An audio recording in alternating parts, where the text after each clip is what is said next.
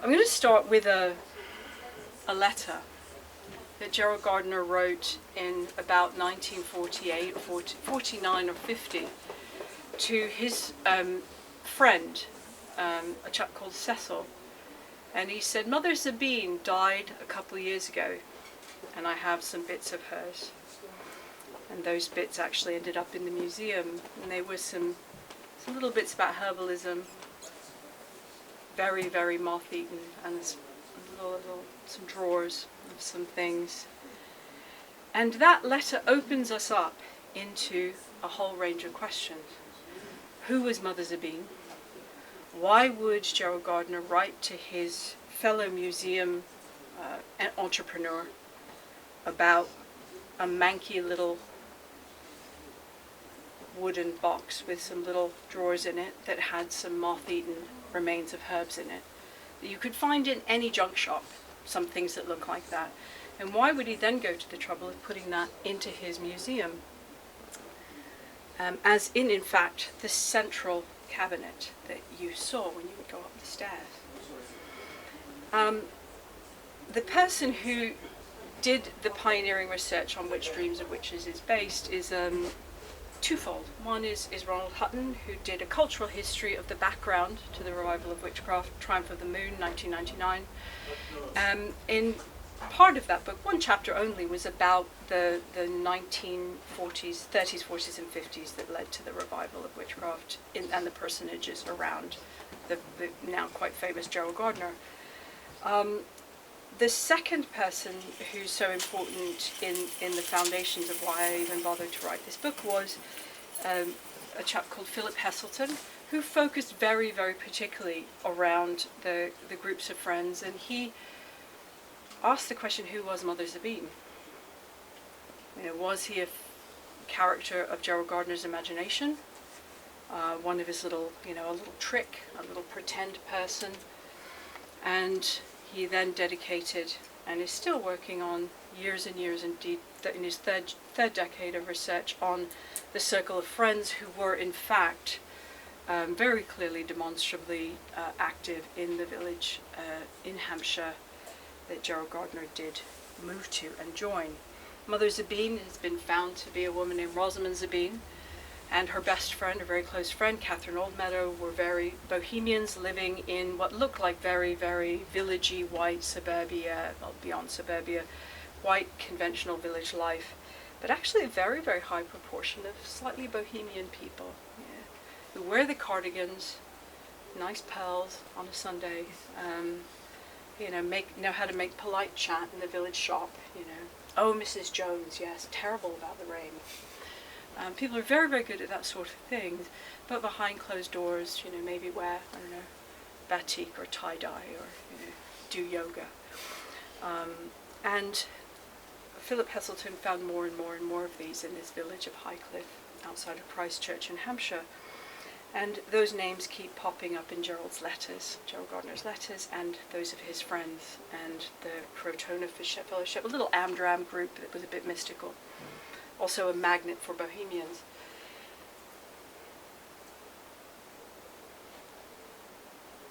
When something is created by retired people in their 40s, 50s, 60s and 70s, and they have a nice thing going, something always happens, which is that people get old and eventually shuffle off this mortal coil and die.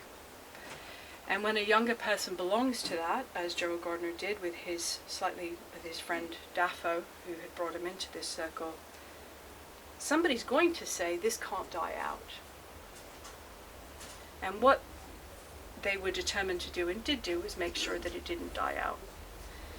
And so Gerald Gardner, with a friend of his, did a few things. One is he moved the center of operations up to London into a small flat where he had other bohemian friends and slightly higher concentrations of a younger age group, and they started doing the witchcraft that had been evolved amongst the circle of friends in London.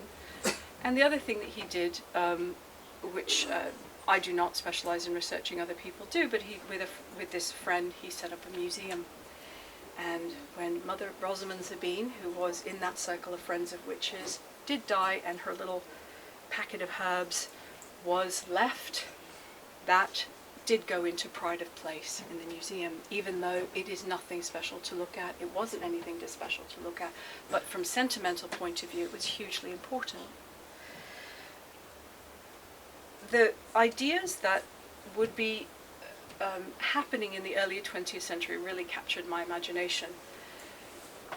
The received story about Wicca before 1999 was, who knows about witchcraft? Gerald Gardner was there. We know him. We don't know anything else.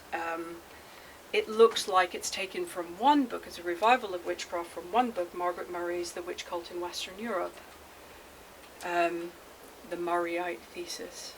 So witchcraft is a pagan religion, underground, hidden, surviving the Catholic Church, barely surviving the Protestants, down to 9 people in Hampshire in 1939. It's a pagan survival, and they are carrying on this pagan religion that was witchcraft, and that's because most of them were killed in the witchcraft persecution. So they were hanged, burnt.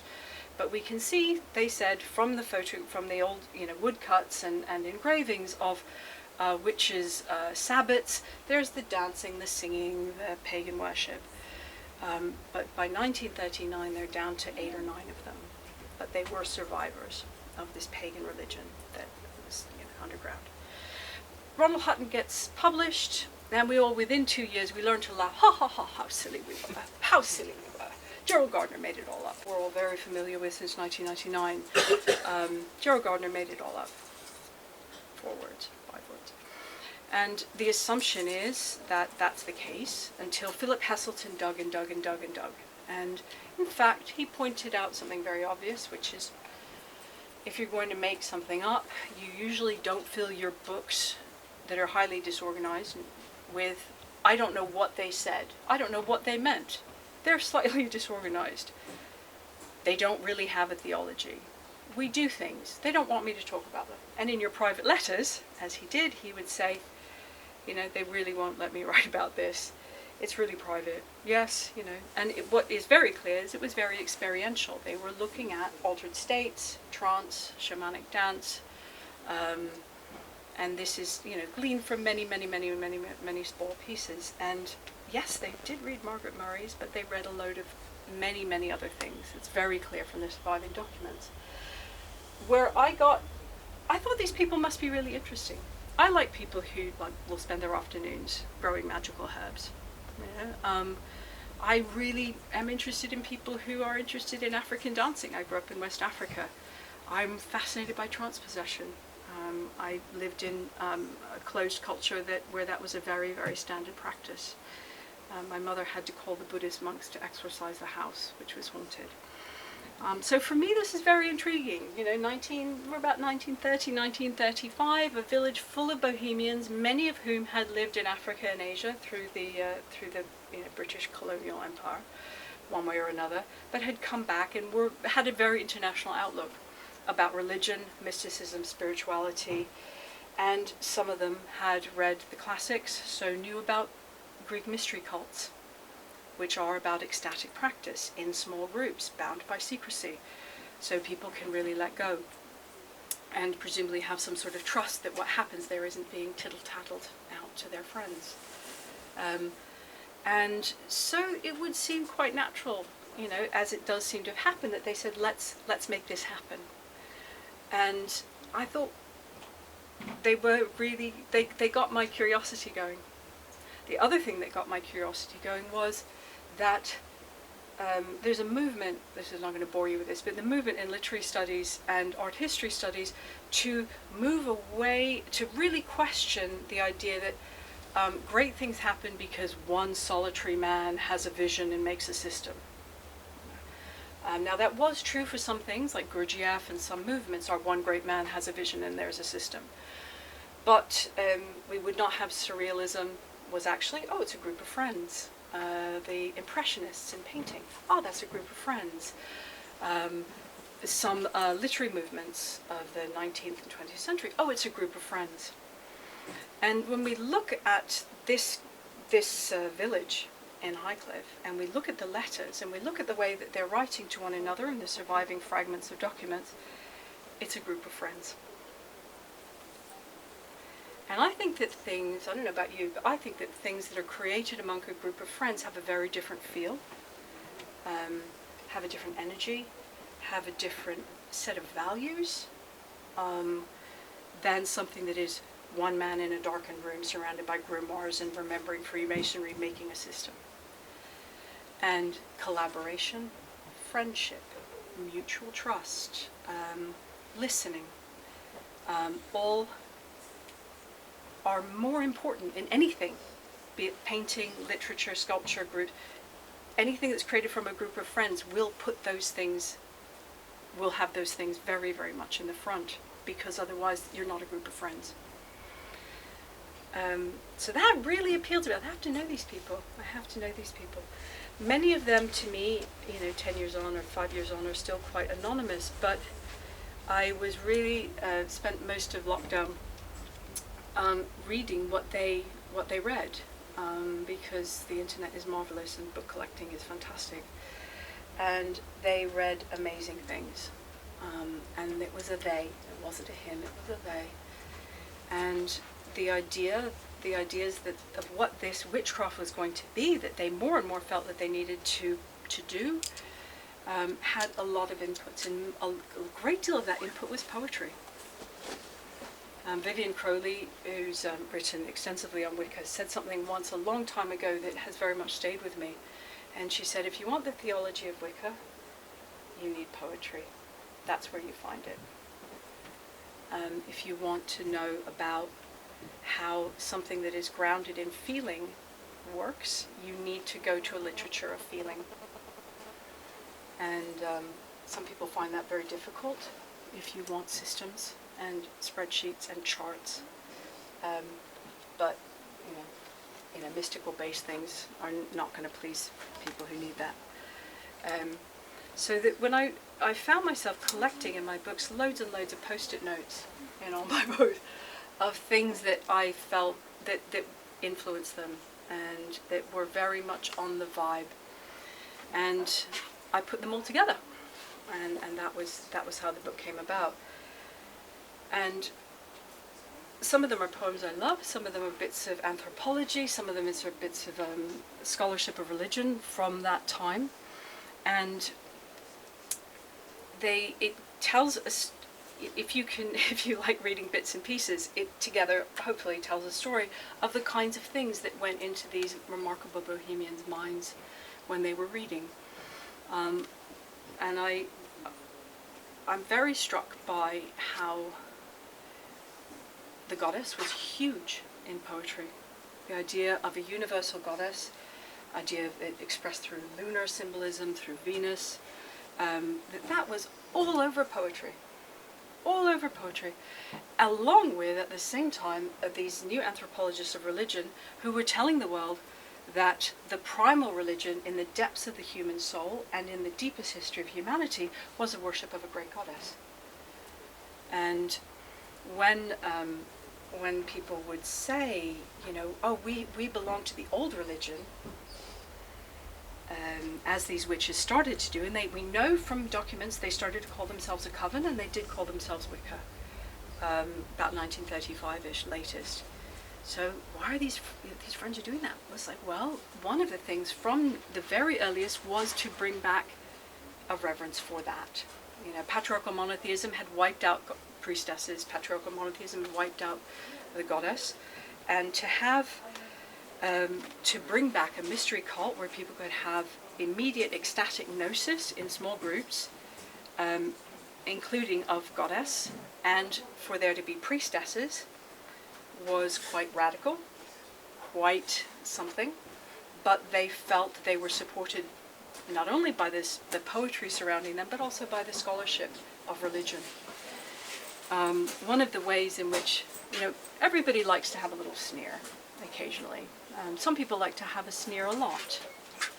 People who like to have a sneer a lot, who are of who want to have it towards Wicca, will say, can you believe it? They said that they worshipped some Stone Age religion.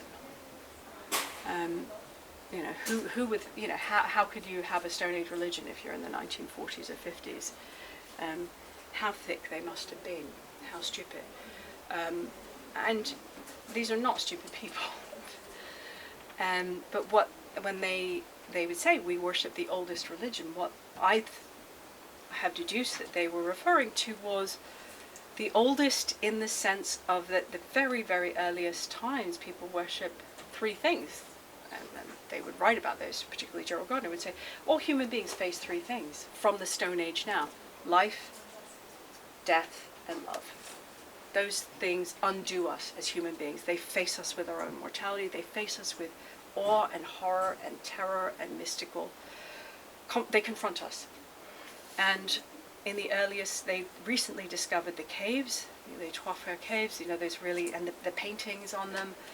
And they're saying, well, yeah, from the earliest days, we have worshipped primal forces, and this witchcraft we're doing personifies these primal forces, and we try to engage with them directly through symbols and mystical experience to get real, to really get real. I get less of the sneerers now than I did when I was younger, but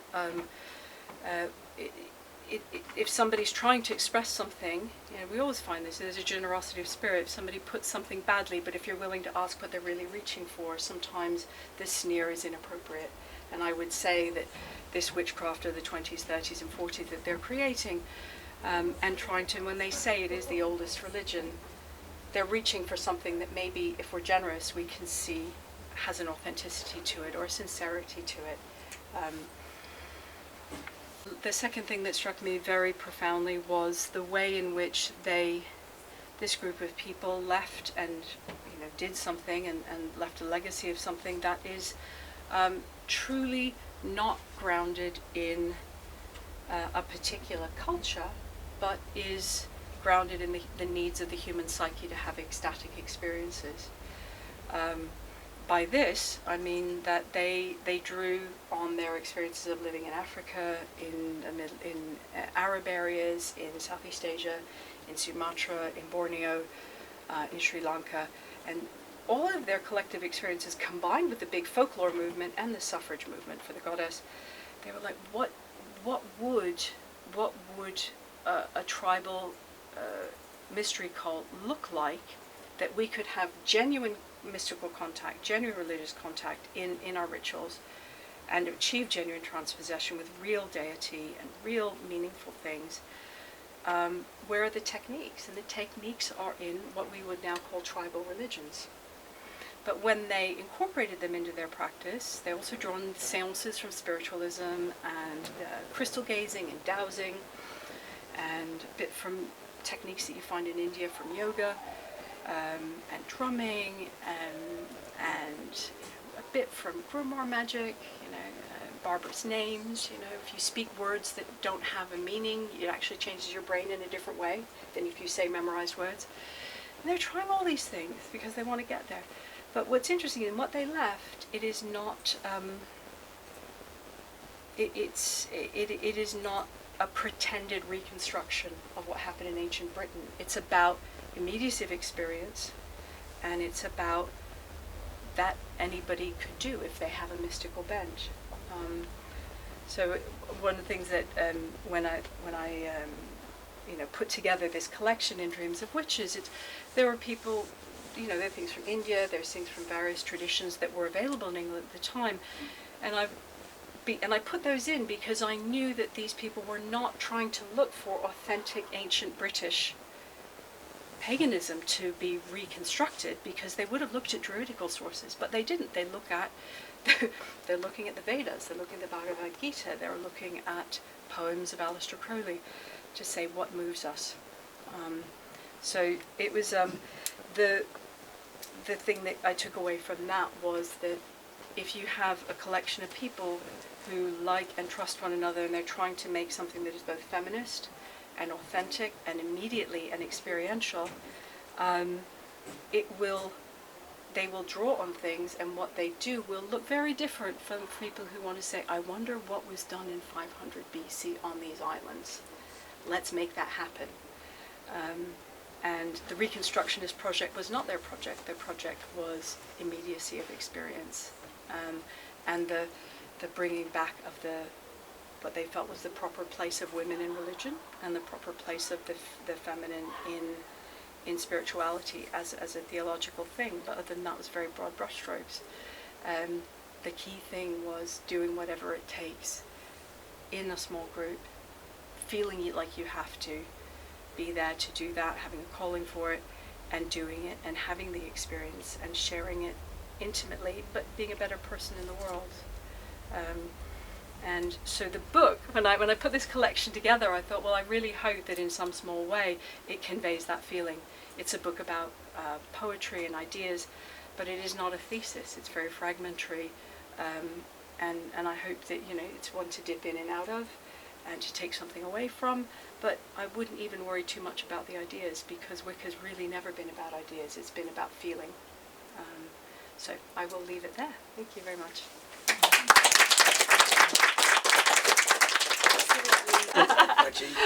Reggie. Well, it sounds more like American Wiccan practices, because they're drawing it from experience rather than source.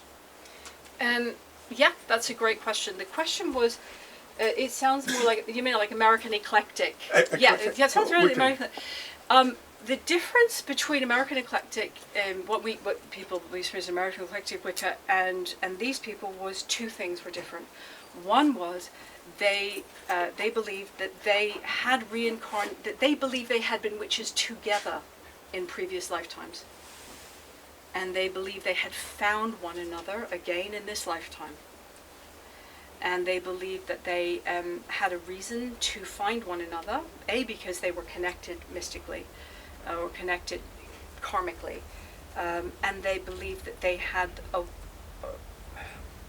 a job to do in this life together, and that was to bring back paganism, and also to bring back the goddess, and to bring back priestesshood. So what they did was very experimental, but who they were with was very precise, and they did a lot of past life regressions, and the questions that we see them asking, we see this in some of the later letters, and some of the things that they would say when they were old to younger people is like, you know, what am I supposed to do? How would we reconstruct this ritual? Why have I met you again? I know we know one another.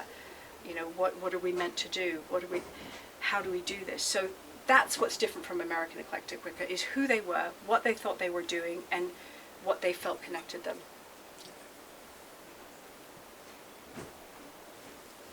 Hi. Hi. Do you know the difference? Did Gerald Gardner put his own stamp on what he wrote? What's the difference between his thoughts and those of his friends? My sense is that he wanted to formalize certain things. So certain things, people get together and they're, you know, doing so. So I think my sense is that he formalized two things to give them a bit more structure. One is, I think he formalized the creation of the sacred space, which I imagine could have been done quite informally, but he made a more formal way to do it. And then there was some kind of initiation ceremony welcoming into that group who felt they were reincarnated together and they were meant to be them. Philip Heselton, who is the foremost researcher on this, says that it was probably quite informal. They did something, but it wasn't standardized.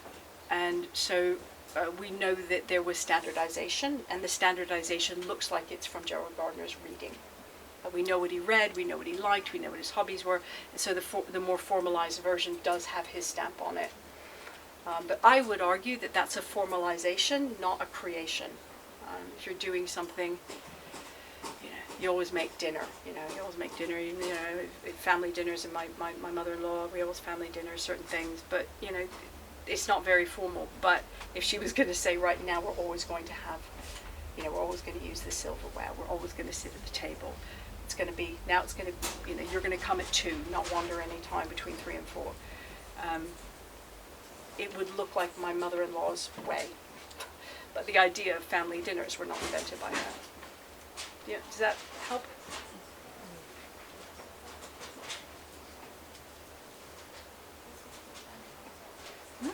I had a question. Sure. That's a bit cheeky, but so in the book you talk very much about how this kind of this rebirth, it brought very much women to the fore, and this kind of power of the goddess, which, as you said, had been kind of stamped out by kind of patriarchal organised religions.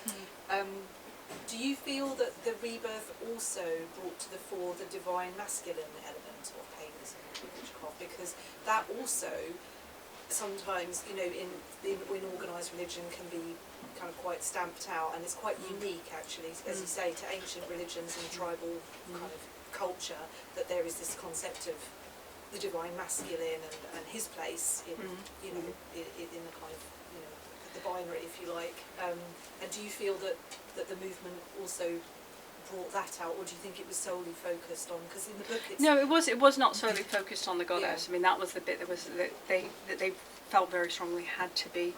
If we have priests, but we don't have priestesses in our common heritage of what we recognise. The era at the time, there was a huge literary and artistic fascination through the Edwardian period with Pan. So we have The Wind in the Willows, Peter Pan, enormous amounts of Pan poetry. It's wraparound Pan poetry time.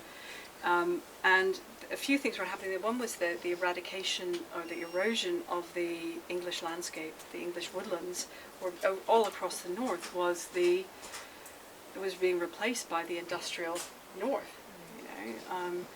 So the woods are disappearing.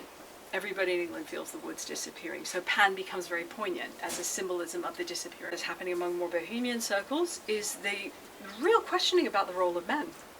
Men don't have feelings, men are providers, men have to wear a suit, men don't cry. And what happened in World War I, the decimation of the young men of England, and young men poets coming out, particularly Siegfried Sassoon and the World War I poets, where men are writing more personally exposed emotional poetry than ever before. Blown away. The war blew that out of the water, the Victorian male role. And so here we are in the 1920s, 1930s, people saying, should men be more than a briefcase and a commute? What's a good man? A good man is like, he goes to the office, he comes home, he provides this salary.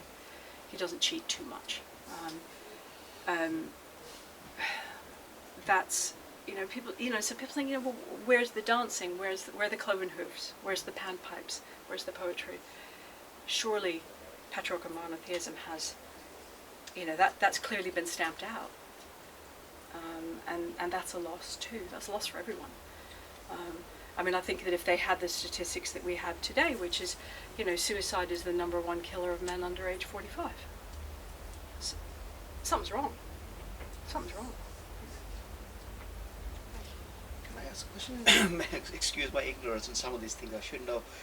So, because you said by the 1930s, this is all kind of more or less formed. What we now know as, is that what your work is saying? This is Philip Heselton's work. This is Philip Heselton's Okay. work. And he thinks that the coven is together and calling themselves witches. He thinks it coalesces. He says 1934, 1935. Right. I have a huge disagreement with him. I think it's 1930, 1931. 4 years. But yeah, we're talking about 1928 to 1935. Because the thing I'm wondering about is, because Gerald Gardner then travelled Far East and stayed there for a long time before he came back, and then started. This is the kind of known Wikipedia version of his life. Yeah, for sure. So I'm kind of wondering, was he part of this group before? Then he went and came back and No, formalised he with- went. Gerald Gardner went to work at age 16 Yeah. to Sri Lanka. Yeah, that's right. So he lived in Sri Lanka from the age of 16. Then he went to an island. He was in Southeast Asia, Yeah, that's right. working from age 16 to age 53. Approximately age 53. He retires around age 53, moves back to London, takes a flat in Bloomsbury, and takes a flat elsewhere actually, and then moves down to the New Forest, 37, 38, 39. So this is all happens. This Oh my whole gosh, thing. right. This all happens while he's in his 50s. So when he's a young man, up until age 53, Yeah. he is experiencing Hinduism, bits of Buddhism. He's with the Dayaks of Borneo, who That's right, do tribal transpossession stuff. Yeah, cults. yeah. And then he's in Johor, in Indonesia, and he spent a lot of time outside of, some people who are posted in, white people who are posted in places like that, join the golf club and the tennis club and play poker and play mahjong and bridge. Some people put on a rucksack and go out and learn and meet people and sit in on their seances or their trance dances, and they, hopefully are polite guests. And he was of the latter sort. So when he moved back here, when he moved to England in his early 50s, he'd experienced all the religions of quite what we would call tribal or primal Yeah, religions. that's right. And that was in his that was the experience that he brought. He joined after. This is all after. It's all in retirement. All in retirement.